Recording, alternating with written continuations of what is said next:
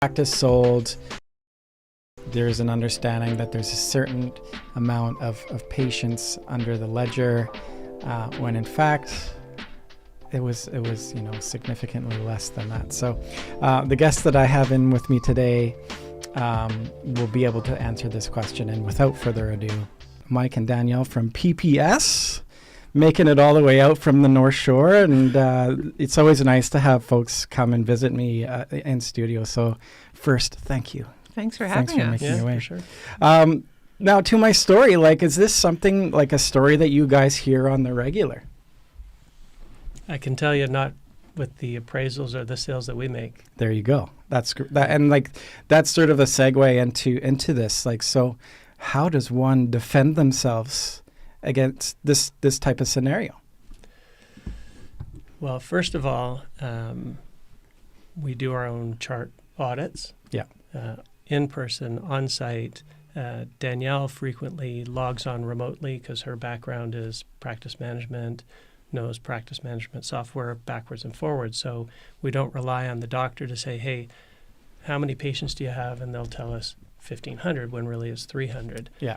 Because they're always thinking they have more patients than they do. Yeah, and that's interesting because just an assessment we did recently, we were diving into the active patient base, and I was kind of talking to Mike, I think I kind of want to double check this, and we will go in and rerun reports different ways and look at different coding and try to make sure we get that number as accurate as possible. Yeah.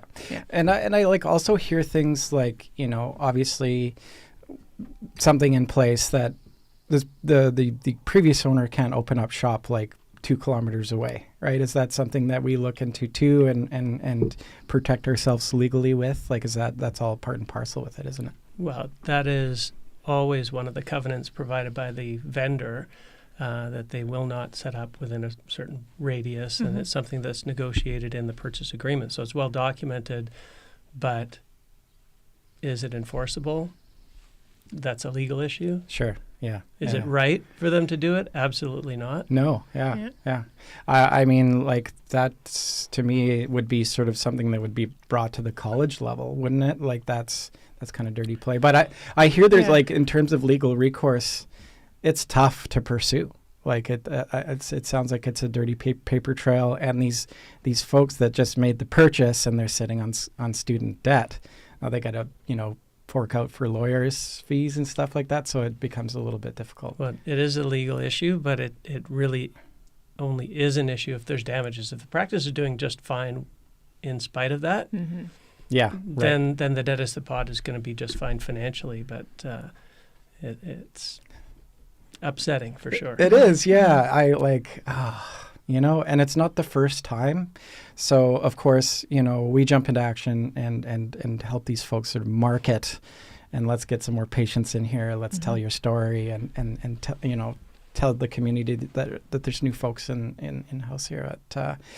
That stuff bugs me, the little sneak trick. Well, I'll tell you the reason, the practice that Danielle's talking about, the reason why we looked into it deeper is because we had very high revenue for the number of patients that were in the practice. Right. And we're like, this doesn't make sense, because when we do valuation, it's all about what's the cash flow, but what's the sustainability of that cash flow? Right. That goes to the patient base. So, so we looked into it, and there was also a high level of new patients. And so we started to ask, why? How can this be sustainable? Because when we sell a practice, we want to have a solid reputation, as we do, for being transparent and getting the right information. And so, what did we find out there when we looked into it? Well, the new patients were turning over. It was it was in a... Oh, it's the mall. The mall, right? Practice, right, yeah. But not a busy mall, kind of a professional indoor mall kind of thing. Yeah. So we're finding that there were lots of new patients coming in, but a mall practice is a little bit different, right? You get a lot of walk-bys, pop-in, one-time dentistry. So we had to factor that into the number when we were doing it. To me, that would be a huge factor, just the sheer the brick and mortar spot where you're getting foot traffic, because essentially what marketing is you're buying digital traffic, right? So what factors go into sort of that evaluation? And now we can jump into this. Actually, let's let's reverse a little bit. We kind of I jumped right into the deep end because I was so excited about this question.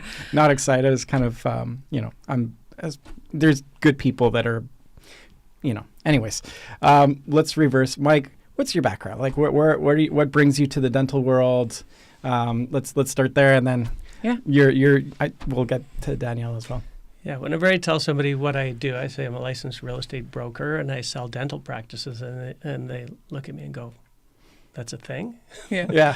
So, and how do you get into that? Well, 1993, I joined the dental business, and for a couple of years with a supplier, and then 15 years with a commercial finance company, lending to doctors, dentists, pharmacists. I managed a team that provided those services across the country. And then in 2010, I started PPS here in BC. That kind of sprung out of PPS in Ontario, which is owned by a colleague of mine I've been working with almost my entire career for over 30 years. So cool. So you know this world pretty well. Yeah, and I got an MBA in finance, but that. Yeah, it's funny you say you're telling my mom and dad as a kid, I want to do videos of dentists. That's my dream. Like, it's interesting how people kind of flow into this, Hey, my undergrad degree is in human genetics. Oh, okay. So there you go. Interesting. Yeah. Cool. Danielle, yourself. Yeah, so I've been in dentistry for almost 30 years. I started, I guess, in 1998. I went through CDA school, worked in private practice for many years, did a minor stint for a couple years as a software practice and implementation specialist. And after I did that, I was having a lot of dentists contact me to help them with other areas of their practice. And so I started my own consulting firm about 12 years ago. And then I met Mike just a couple years ago and decided to jump on board and get licensed and start working on the brokerage end. Yeah, you guys should start your own podcast. Yeah. Maybe we will. I'll help you out. There you go. Yeah, we have a lot of knowledge to share. So no, that's good. And like when it comes to, the work that you guys are doing, like mission critical. Mission critical, I would think. So we talked about this before. You guys have just launched a new program, the preliminary practice assessment. How's that going, and what inspired that? That's a great question. Having worked with dentists for so many years, and in this business for 15 years, I've always pitched, hey, let's get involved in your transition plan 5 years before you're ready to retire or start to think about it. Not call me today, tell me, Mike, you got to sell my practice because I just didn't want to go into the office today, like I'm done.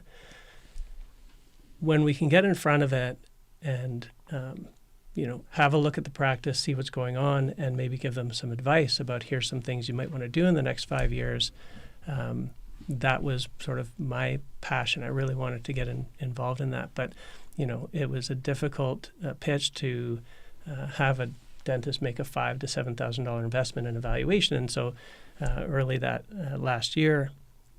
earlier this year, we decided to launch this preliminary practice assessment, which is only $1,500 and gives a really good planning tool, some of the same level information at a bit of a higher level that achieves that same result of giving them something to look at, to prepare for an eventual transition. So it's really a planning tool for a number of different reasons why they would want to have that done. And how's that going so far? How's the really well? I can tell you we were wanting to walk before we run because we knew we were going to get really inundated with requests. So we've been quietly marketing it as we've sort of evolved the service to where we think it is it's refined enough and delivers the value that we're ready to go full force into it. And maybe Danielle, you want to talk a little bit more about that? Yeah, I guess from my perspective and my consulting background, I don't know how many practices I worked with that would contact me as a consultant to be like, hey, I'm getting ready to sell, and they want to do it in a year, and they're like, come help me get revenue up and do this, this, and this. It's so much more involved than that. It's like, oh my God, we should have looked at this 3-4 years ago. Like you're leaving it to the last minute. So doing this assessment is just an incredible tool for dentists. Whether they're planning to sell, it doesn't matter. It's just a good insight into their practice and gives them a lot of information. And like Mike said, we're trying to refine it to give the most value to the dentist. Like, what can we give them that is tangible, that they can work with, and try to help them out as much as possible. And like, how many folks are kind of flying without having, I always talk to it like this. It's like flying the airplane without looking, like having the gears and things like 95%. Yeah. Yeah. Like, that's a common thing out there. Like, Yeah. to me, like understanding your metrics on a granular level would really kind of, even if you're not planning to sell, would sort of inform your decision making in the practice. Like, is that, like, do you agree with that? Like, is that something that you guys preach out there? 100%. Yeah. Yes. Yeah. What sort of things can they put into play? Like, obviously you guys have this amazing program, but what else, like, do you recommend? Is it, we've got, we roll with a software called Care Crew. It's great. There's Recall Max. There's all sorts of practice management software, like, what, in your guys' opinion, is the best sort of setup for that? Sure. So I'll start, and then I know Danielle's gonna jump in here. Yeah. So as we've evolved this service, right, we look at not so granular, but kind of a higher level. Here's the key performance indicators that are the levers that drive the cash flow of the practice and therefore the value of the practice.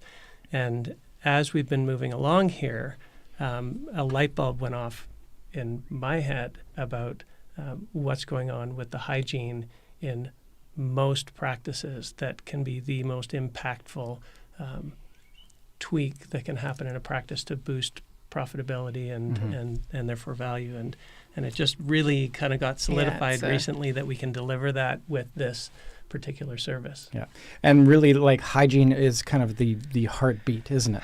It really is. Yeah. It's a huge driver of the practice. And what I've always done, but what we've sort of brought into PPS is looking at it, not too granular, but looking at it and going, okay, well, what is the hygienist billing per hour? What is the amount of billable time? And 80% of the time I'll go into practices and they're just not running efficiently. The hygienist is letting the patients go 20 minutes early. They're only billing 160 to 180 an hour when it should be closer to 200 or 220.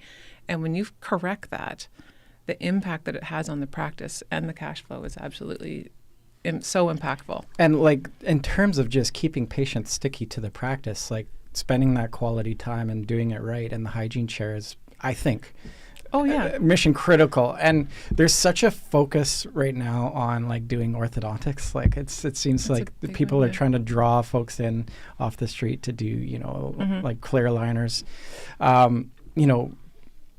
To me, the profit center, the engine of the clinic, and the revolving door piece of it is the hygiene. Like, so a lot of dentists that are looking or approaching that age that they're looking at transitioning kind of started their careers and hygiene wasn't really a thing. It wasn't really a profit center. It was kind of a means to an end of, we've got to get patients in the practice, but it's not really profitable, and then we can diagnose dentistry. And up until until 2015, it really wasn't.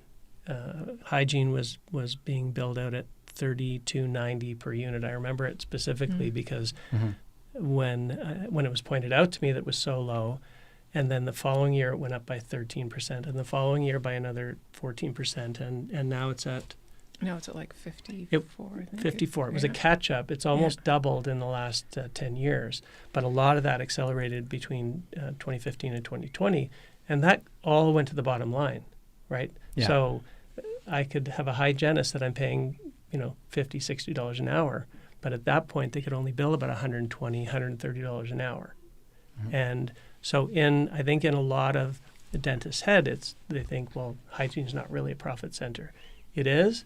And it's also the engine that allows them to diagnose dentistry. Yeah. I think sometimes folks fail to see the long-term benefit of that. Like, it's the relationship.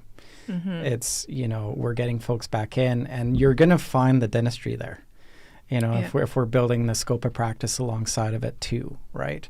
It all stems from the conversations that are happening out of those chairs. Like, you know, that's where if I was to start a practice tomorrow, I would never, because that would be crazy. The dental, like being a dentist is so difficult. Like, what a difficult business, isn't it? So It's not easy. It's not, and well, you have these dentists that have gone to school to become very skilled clinicians, and when you try to get them to then manage or run a business, they're not really connected. Yeah. So. There are some that are awesome. There are some that are awesome, but there's a lot of good help out there, isn't there? Yeah. There's a lot that think they're awesome when really they're not doing as well as they think they are. It's true, and it's. I think it's tough to cut through the ego sometimes, and you know, that's where stop the finger pointing and really, like, I think you guys, I'm sure, have like drawn up reports and numbers and gone, let's take a serious look at this, right? Yeah. I can tell you from my experience when I'm presenting a picture that's not quite what they thought it would be, and they get a little agitated about it, but it's all well-founded, really, for me, simple to explain and point out. Yeah, let's talk about that. Like, how does that conversation go when you know that Dr. So-and-so is going to be maybe unpleasantly surprised by the findings? Like, how does that go? Right. Well, I rely on the numbers. That's sort of my thing. And Danielle speaks to the what's going on and why those numbers are the way that they are. And with those two explanations, it's really hard to refute. And, you know, dentists are smart people, and they look at it and go, eventually, after the initial shock wears off, they go, okay, that makes sense. Now, what can I do about it? Yeah. Right? Yeah. And that's where getting involved earlier is really critical. Yeah, you spoke to that. Yeah. Like, So not I at think, the final hour. Yeah, like you're showing them where they can improve in their practice, and I think when we actually give them the advice that they need on how they can fix it, they're pretty grateful. Yeah. And to me, that's an investment that pays for itself. Like, you know, to have that snapshot, right? So back to the PPA. Like, how's it non-invasive, non-invasive, Good word, right? And cost-effective. Like, how? Like, let's dive into that. Okay. Non-invasive just means we make it super easy for them, because when you're doing a full valuation, it's a lot of time. It's visiting the practice, which we don't do for the PPA. It's reports. It's a lot of in-depth information that they need to provide us. With the PPA, it's Danielle logs onto the computer, has a 20-minute. It takes about 20 minutes to run the reports. We have a certain list of reports that we get. We're not looking at the equipment. We're not getting into like staffing and all that sort of stuff. So there's not a lot of work required on the end of the dentist, and we just make it super easy for them. What's sort of the turnaround? What's that like? We can do. It's about a week. Our back shop people hate when I say this. Yeah.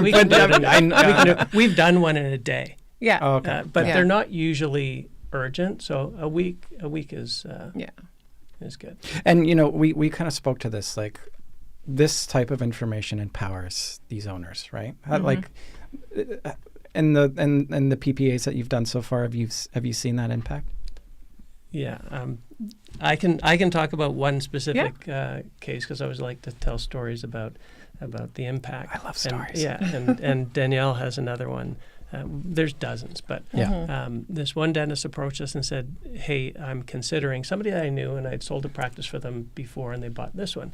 Said, "Hey, I'm looking at making a move. There's this building up the street I want to buy and build out a new office, or I can renovate where I am here."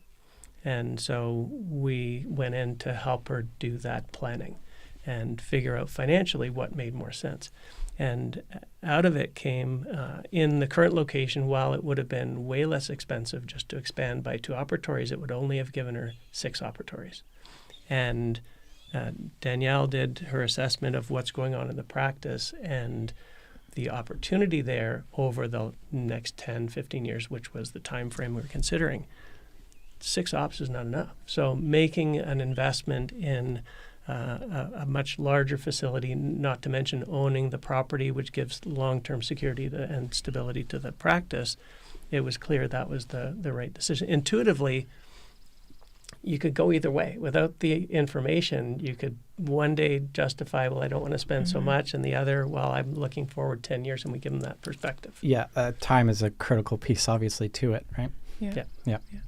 And we recently did one, I don't know, I guess about 6 months ago, and the dentist was trying to drive revenue, but he still wanted to keep his lifestyle and book long appointments and spend lots of time with his patients, and he was only working 4 days a week, a 4-op practice, and he's like, well, I need to get more revenue. He's like, but how am I going to do it? I was thinking about bringing on an associate, adding hours, adding days. And when I did the PPA and looked at the efficiency of the practice, the hygienist wasn't really billing super efficiently.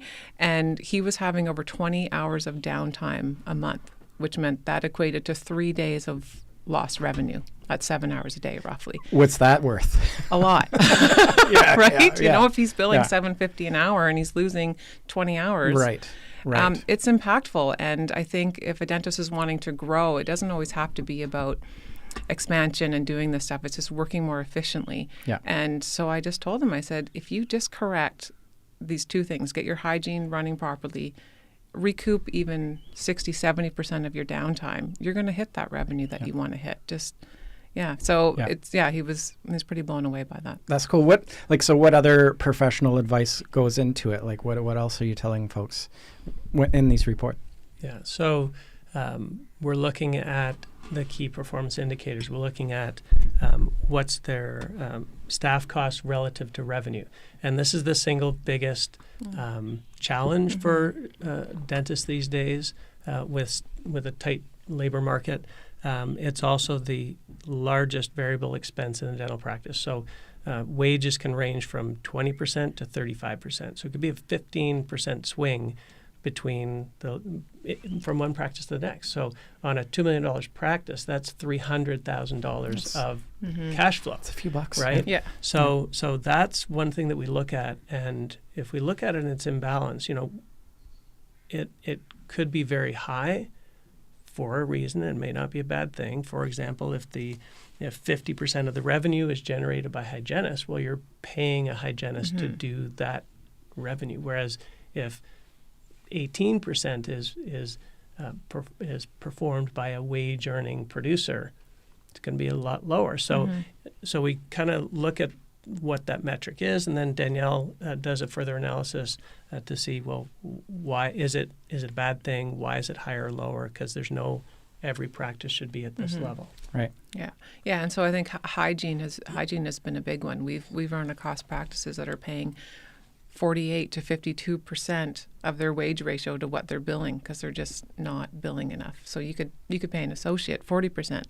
Yeah. Right. So you kind of have to take a greater look at those things. Yeah. Without knowing that, you just don't you just don't know. You're leaving hundreds of thousands of dollars. And further than that, when they see their wages high and they don't have some assistance to establish why are they high, does it make sense? Is there something that's going on in the practice that rationalizes that, or is it inefficiency? The first thing they look to is, I'm paying my hygienist too much, or I'm paying my assistants too much, and that's very infrequently the right answer. Yeah. And in a tight labor market, you need to be able to pay your people well, and if they're not efficient, you can't afford to.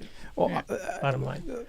And this seems to be like pre-COVID, like the labor market is.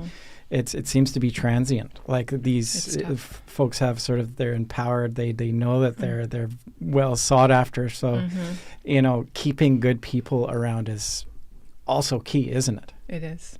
Yeah. And not always related to the wage they're being paid. That's true. Yeah. That's true. Yeah.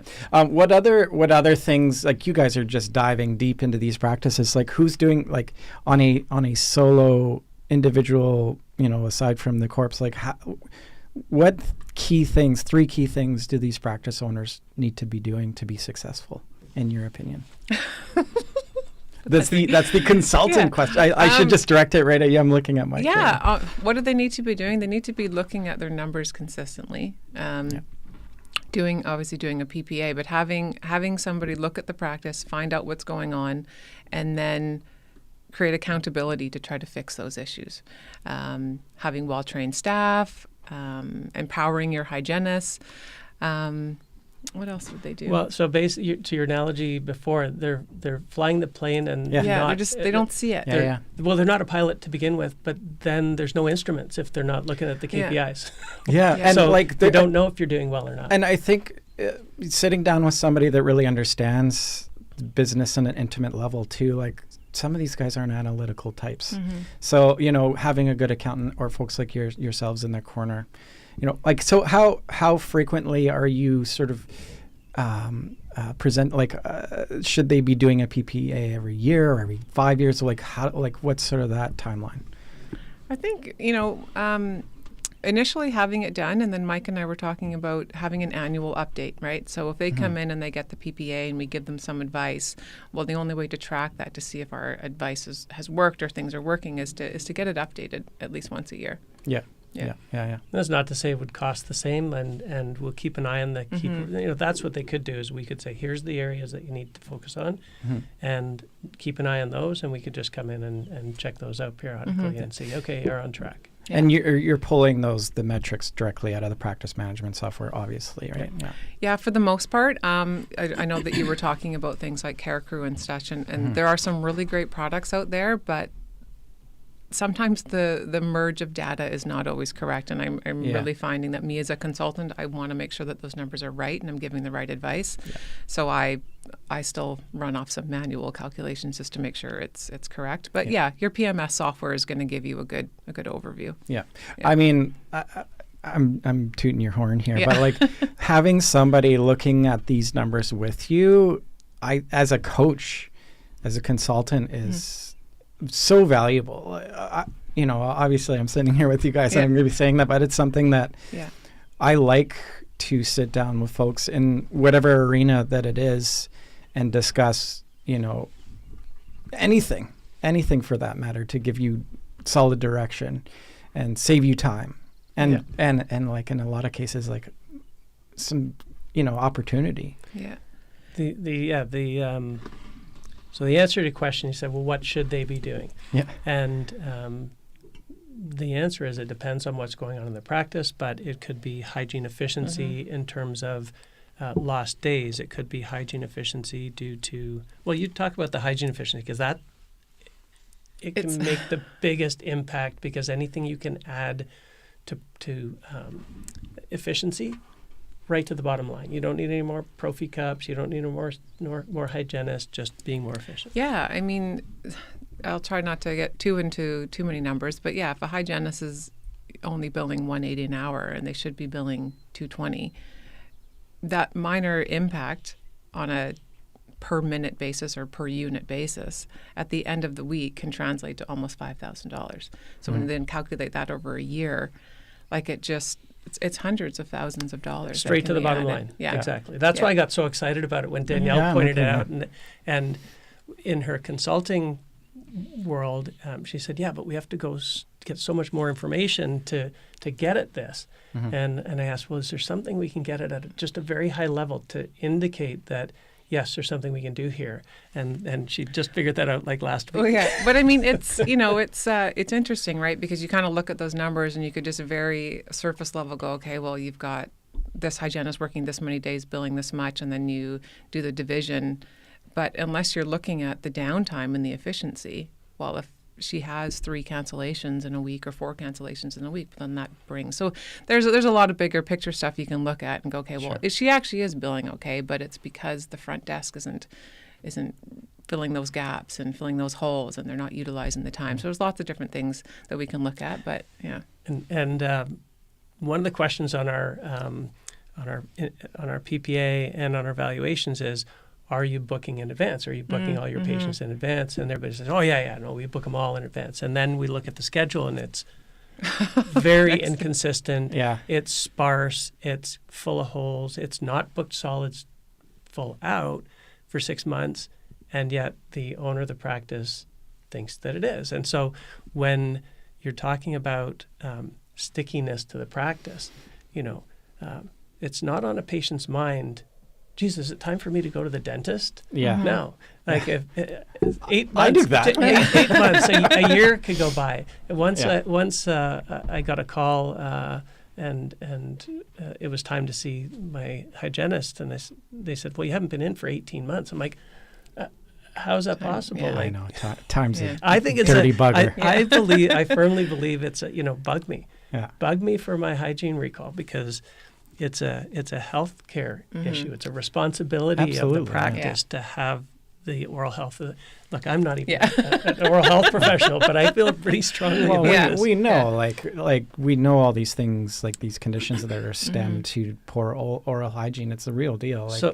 And the tough part is like having your patients value that for themselves and prioritize it. So that comes to proper education and actually, spending time in the hygiene chair. It actually comes to proper recall procedures and how they're booking. So the inefficiencies, like I'm the numbers guy, so I'm getting excited because I hear what Danielle's saying, and I go, okay, well, how can we translate that? You're also a nerd, you're saying? Right? Yeah, it's a little bit. A little bit. He's a number nerd for sure. Yeah, right on. That's great. Yeah, and so there's a whole bunch of areas of where hygiene can be more efficient, from billing practices to downtime to recall to Yeah, and there's value-added services. It's not just about hygiene. Like a hygienist adds so much value with their knowledge as a healthcare professional that there's a lot more that they can be doing for patients in that hour than just scaling teeth. So and it compounds. It compounds because if I have more patients flowing through the practice, because I'm more efficient,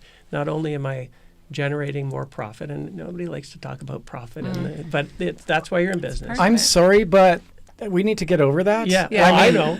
Listen, if you're generating more profit, it just means you're helping more people. We actually did a presentation. If you're doing the right thing and not like, conservative, giving the folks their options and allowing them to make an educated decision on their treatment, you're doing the right thing. That's why you got into it. Like I know, I get it. Like it's.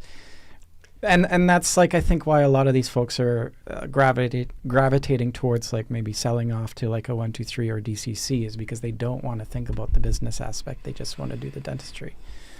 Yeah, that's a whole other discussion. I want to dive into that since I'm sure you guys see that firsthand too. So the PPA, let's jump back to that. So it's a half an hour conversation.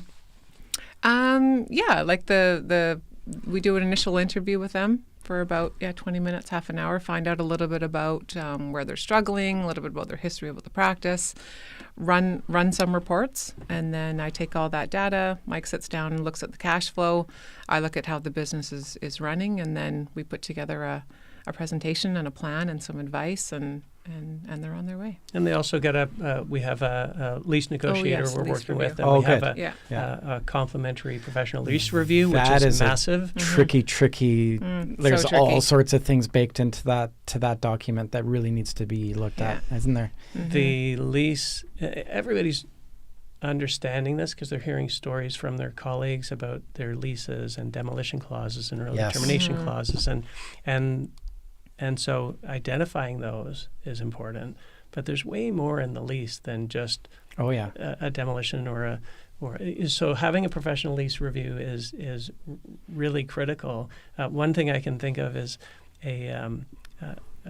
a dentist said, well, I don't have a demolition clause, and the lease negotiator looked through it and said, well, no, technically, but this overholding clause, and that's effectively a demolition clause, and nobody saw it. The lawyer didn't see it. Like it's so because it was buried in a different part of this lease. It stresses me out. Yeah.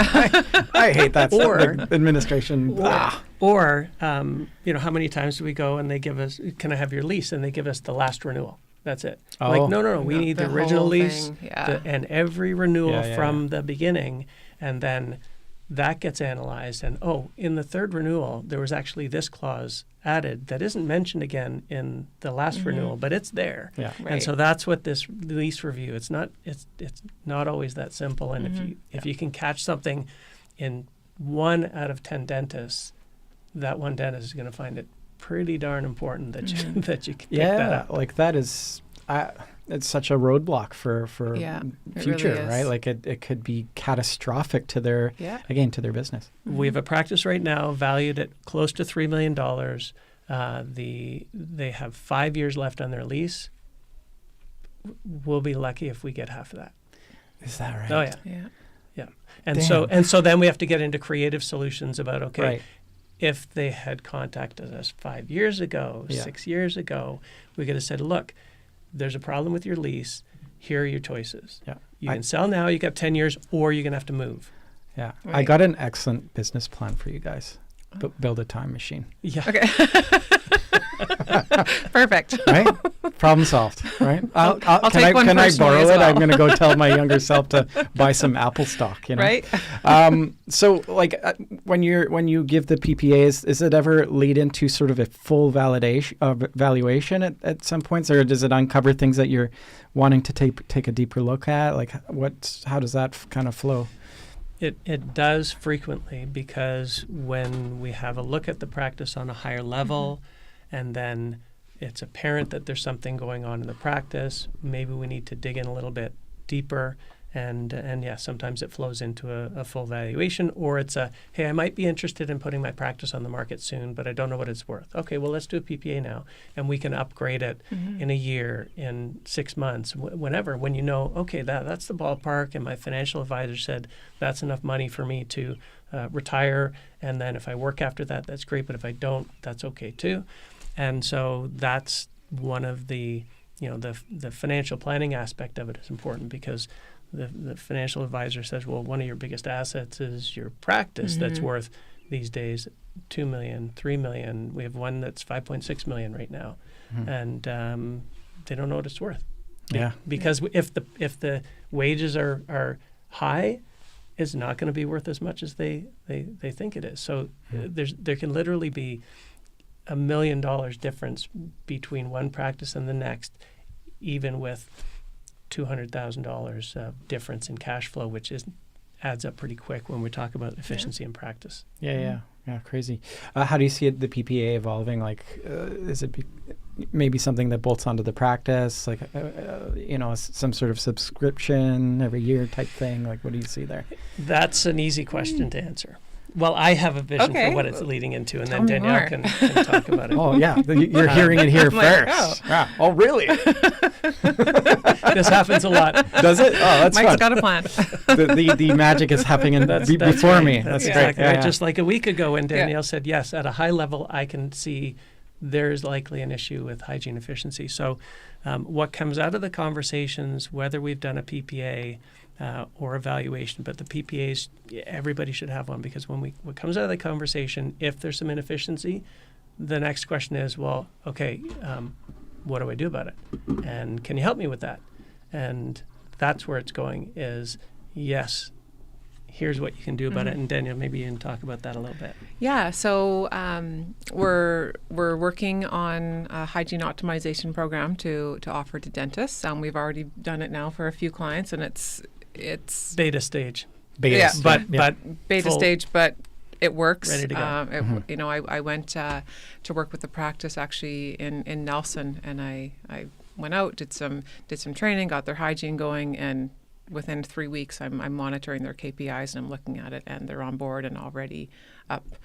It is, I guess, 27% in their hygiene. How fun is that? Yeah, right? it's great. The magic's happening in front of you. Yeah. So And adding in a little bit of consulting into what PPS is offering, especially with the hygiene optimization program, we're kind of looking to evolve on that. Because consulting is great, but it's a massive investment, big investment, and often very valuable just to do hey, let's tear it all apart, put it back together the right way.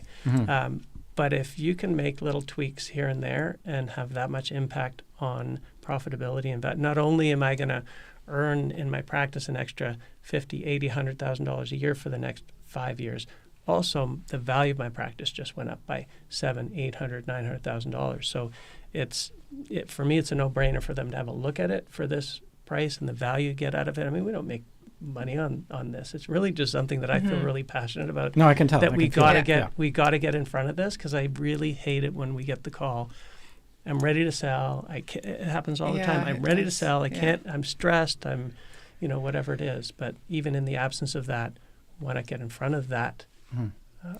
Well, I mean, it's non-invasive. It's quick. It gives you that snapshot, and it's like buying a time machine. Like, it's good to get in front of these things before like the exponential loss accumulates over time, right? So, even in our line, right? It's what are you doing to take a look at your ROI, your return on investment on your marketing spend? I'll often talk to folks that are working with other companies and like, what are you doing to monitor this stuff? Oh no, we're just jumping like $6,000 a year. Like what is it costing you to acquire a new patient? Like, I think these are all numbers that people should really know intimately. Because like, if you know that it's costing you XYZ to get whatever that is in your practice, you can scale it up and scale it down depending on where you're at, right? What your goals are. Right. It's kind of it spans across all small businesses, which dental practices are. We're a small business.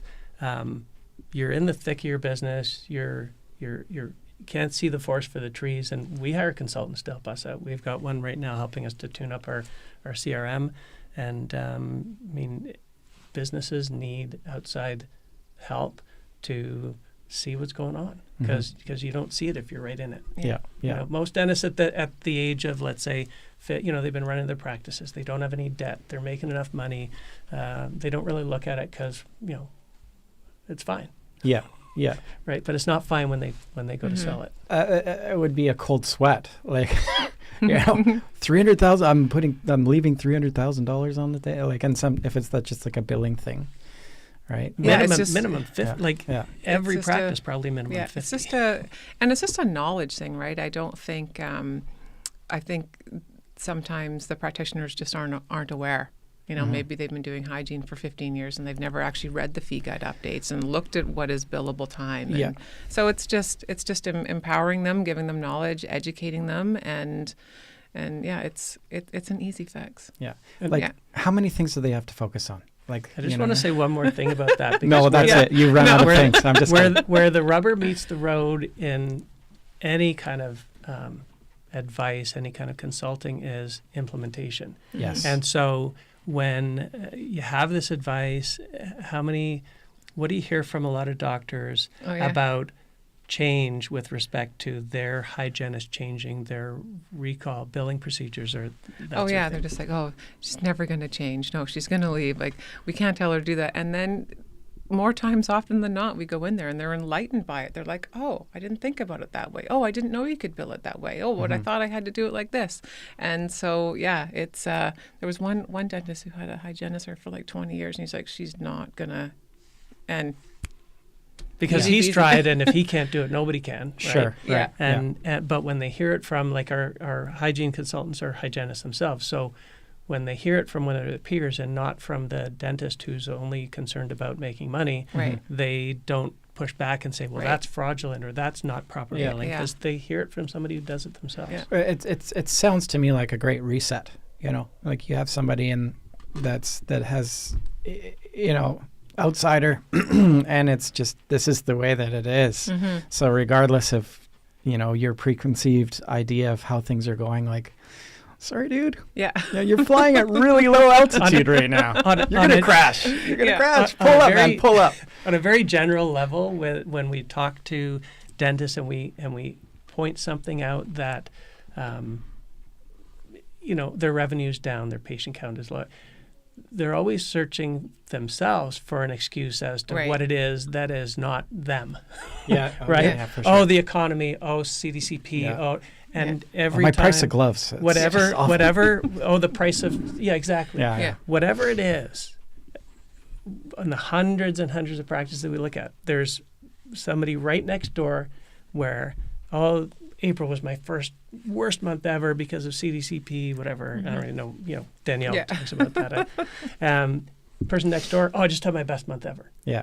Like, it's just, economy's down, worst month ever. Next guy, best month ever. So they're always looking for something that is not their fault. Yeah. And I'm sure like it's not always doom and gloom. I'm sure you guys walk into a situation where like, buddy, you're killing it. And you have a really good grasp on your numbers. Good for you. Like this is the peace of mind for you that you're on track. Yeah. 100%. Yeah. Yeah, we've worked with some practices recently. Their hygiene's booked out till December. 3 hygienists fully booked. Like they're on it. Yeah. And Rare. Very rare. Is it rare? Oh, yeah. It is sort of rare, but it's nice when you see it happen. You're like, oh, okay, that's nice. And it's not doom and gloom when we find these things. It's it's positive as far as I'm concerned. Opportunity. No, I agree. Yeah. You don't know what you don't know. Unless we find it when they're just ready to sell. Yeah, right. Yeah, We got to have some runway, because one way we can do it is we can sell the potential. You know, we that's one of the ways we differentiate ourselves from other brokers, let's say, is when we dive in this deep and we see the opportunity. If they don't have the time, inclination to implement those changes to increase the profitability or make these changes in the practice, then we can point to it and we talk about that in a presentation of the practice. And we've sold a lot of practices based on that. And we sold a practice to somebody 2 years ago, and sold it based on this growth that we saw. And they paid more than the appraised value. And I'm not going to say everybody's going to do this, but they paid well, and we had lots of offers because of the opportunity. We're now selling it 2 years later because this person said, hey, I've taken it as far as I can take it, double. The practice has doubled. Wow, that's great. So when we say there's growth, we've got credibility with What values go into that as a location? Like what other metrics are that play into that? That play into which? Into the growth? Into the long-term value of a practice. So I'll talk about that. So the my view on value for a practice is we start with the historical cash flow, and there's lots of different measures of cash flow, and we don't need to talk about that. But we start with a historical measure of cash flow for the last 3 years. And then we look at, okay, is that sustainable? Are there enough patients to sustain this? And then if there are enough, is there any real near-term growth opportunities? And so the value will be higher if there's real near-term growth opportunities. And there's a dozen reasons that would point at that. And so what goes into the value is what's the historical, what's the sustainability, is there growth, and then we value it based on that cash flow and a discounted present value of the cash flow. That's kind of. You also a little bit location would have to do with so a little. Yeah, so we start with that, and the location, if it's on a second floor, is that important? Yeah. It's really not if the practice has a critical mass of patients. If it's a 2,000, 2,500 patient practice that's been there for so many years, it's on the second floor, and good cash flow. No, your patients don't always come from walk-bys. They come from internal referrals. They come from come from increasing the hygiene recall. Dentist on demand marketing. Or they come more these days. So conventional wisdom would say. And I worked in the lending business for 15 years. And lending to dentists, setting up practice, there always has to be a reason why this practice will be successful. Walk-by traffic, street front, et cetera, et cetera. It's just a story to tell credit people that will get them to lend you the money. It's not always true. Yeah. So the location, yes. We have practices that have challenges with that. Well, it's not in the greatest area, and maybe you have to step over a few homeless people to get there. That's not bad. Well, we try not to show it during those times that they're going to be there, but yeah, that's so. Yes, location. Is there going to be a requirement for capital investment? Is the practice really? Are they digitized? Old? Most are, but are they really old? Well, digitized, but not digital charting. Not always. Yeah. So is it old equipment or is it newer equipment? And the patient base and the work that Danielle does, and patient base, number of new patients that are coming through. Do we look at the growth of the surrounding area in terms of just residential density, that kind of stuff? We don't look at it specifically and say and talk about demographics of the area. Sure. We talk more about the practice because, again, you can have two practices side by side in the same neighborhood. This one's going to be experiencing massive growth. This one's going to be stagnant and struggling. I've seen right? it. You've seen time it. So, and time again. The location is not as important as what's going on in the practice, and what's going on in the practice in terms of the culture and the leadership of the practice is the most important thing, because that's what retains patients. That's what retains staff. That was going to be my next question. Like, I think the most important piece to it all is the people, right? And I'll hand that over to you. Yeah, there you go. That's a Danielle question. Yeah, right? I think, if you've got a practice that's had maybe a manager in there for 10 or 15 years and is running that place like clockwork, well, there's huge value in that. Same with hygiene. If you go into a practice, I think, that has staff that have only been there for a couple of months or some new grads, then, I don't know that you really put that into the value of the practice, but it's easier to sell when you have long-term staff and solid stuff going on there. Well, what we do look at is we see when Danielle does production reports and we see that there's 23 providers last, we know that there's a lot of turnover in the practice. Yeah. And that dentist will usually be pointing to the, they pay more up the street. And I'm like, well, actually, there's a guy down the street that's paying $5 less and he's had the same hygienist. So I've worked with those. So, right. So the turnover, it can impact the value of the practice, because the longer term stable employees is going to sort of retain the value of the practice because of continuity. Yeah. Whereas if there's a large turnover staff, then that's part of the goodwill. It's a lot of it's a good part of the goodwill. Yeah. Are you guys going in like on a sale and helping them get started with their own systems and things like that, or is that something that you guys offer? Do you mean after the sale? Yeah. So after it's been closed, everything, new owner comes in. Is there some suggestions there? I'm going to address one part of that, which is a conflict of interest issue. Sure, so we sure. represent solely and exclusively the vendor dentist. Got it. And so we present what we see in the practice and the opportunity to the buyer, but we can't offer them that, hey, well, let's do some consulting once you bought it, because there's just a conflict there. Yeah, but sense. do we get asked afterwards by the buyer, hey, they've had a good experience in buying the practice and the information that we've provided, and they go in and there's not half the number of patients that we said there were? Yes, we get requests for that. And I actually went, before Danielle joined me, not that Danielle is going to be doing this work, we're going to have people doing this work, but my previous partner, Linda, we would get asked to do that. And we'd be like, we don't have the capacity to do that. We don't have the infrastructure. We don't have the people to do that. So, sorry. Yeah.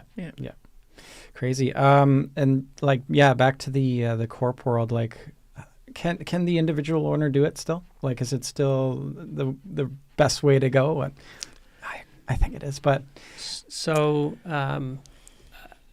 I've got a personal history with corporate from when they started back. Not to stink on corporate. No. Yeah. Not to stink. So I'll tell you.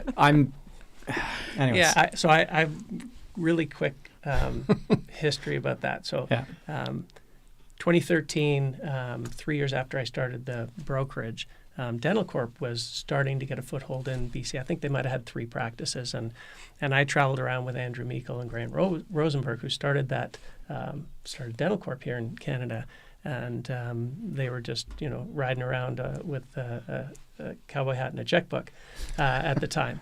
And so it was a really good value proposition at the time because they were paying a premium. It's still a good option when it fits. Right. So when we sell practices, our goal is to put in front of our clients a wide range of types of purchasers with all kinds of different views on how the practice is going to look afterwards with respect to their transition plan and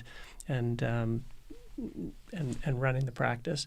And if it fits, it fits. And there's a number of corporates, and so we're selling a practice right now. We have 3 offers from, and it's a large practice, 3 offers from non-corporates, and we've got 2 corporates that are looking at it, in spite of the fact that the owners want a short transition plan, because a lot of the corporates require a longer plan. So to their credit, they're getting a little more creative in accommodating a vendor's transition plan if it's shorter than what would historically typically be required by.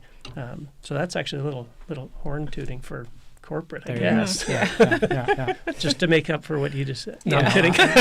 Thank you. I like when the guests throw me under the bus. It's the best. Did I do that? No, No, I'm just kidding. I'm just joking. You're going red. It's awesome. That's usually my thing. You're doing a me thing. Yeah. Finally, somebody else is doing it, right? It's not me too. Yeah. Guys, this has been awesome. This is an hour. Like Wow. just It it flies That's by. great. You know. Wow. Anything else like coming up to this conversation? What else do you guys want to promote? Get out there. In a little bit, I got your website up here. Like, how do we get in touch with you? Well, Oh, can I do a little? Yes, can I do go, a little? Danielle. Can I do a little self promo? yes. No, it's been nice. Of course. No, it's not a does. self promo, but I do have a webinar coming up cool. on Wednesday, June the 25th, from 6 till 7, and it's all about the top 5 things you can do to run an efficient practice. Top 5 things you need to look at to get your practice going. So if anybody wants to jump on that, I'll share the info. You know what? hour. This is horrible. Oh no! You know what? What? Remember we talked about this is going to be airing July 6th. Oh shit! Oh no! So- You're gonna cut that out, right? we really do need the didn't time think about machine. that. We need the Yeah. time So machine. we're going to be doing more of these. We do them. Okay. I do them all like every Okay. few months. So yeah. Good. Oh, no. Awesome. But you're Yeah. gonna cut that piece out, right? I'll have to. Yeah. Is there anything else you want to promote? I'm sorry. I'm sorry. Yeah, I didn't even think about that. Yeah. So, well, maybe we can promote how we differ in how we broker dental practices. Love it. Let's do it. So we pride ourselves on confidentiality. And so when we have typically 100 to 150 inquiries when we have a practice in the Lower Mainland that we're selling through our various marketing, but primarily our CRM. And when we get the inquiries in, we have all kinds of information about the buyers after knowing them, showing practices to them, and we qualify that they're a good fit for our clients' wishes and what they're looking for. And typically we're going to send out maybe 20 or 30 valuations. So only 20, 30 in a lot of cases out of 150 people even know that it's this practice for sale, because 99% of the time it's the vendor wants to keep it very confidential, doesn't want anybody to know they're selling the practice. Mm-hmm. So we highly screen. Yeah. Well, I can attest to that. You posted something on LinkedIn a while ago, and there's a practice in Langley. Oh yeah, and you were like, "Ooh, tell me, give me the dirt." Which one? Like, and nope. I can't do it. Whatever. I can tell you There that you go. we We're so only confident. we sent out we had tremendous interest in that one. We sent out only 20, less than 30. Dentists didn't even know that that's the practice for sale, and of course they're under confidentiality agreement with us. But it's stuff happens. Yeah, and I would imagine in a lot of cases it's these folks have been working this practice for decades, and it's their baby. So that transition is super important because of their patients. They want to make sure that whoever's coming through the door, 100%. that their patients are getting taken care of and it's the right fit. If they want, and it's also about if they want to keep working after, which a lot of dentists do 2-3 days a week. If we have multiple offers and we have 2 or 3 that we think are a good fit, we'll sit down with all 3 of them and our client to get a face-to-face and a good feel for, okay, I could work with this person and definitely not that person, right? Just as much as you can get, you can get in an hour meeting, but at least you get the opportunity if you've got several. There's an interview. Yep. Yeah, I like that. So important. Yeah. Anything else stewing around?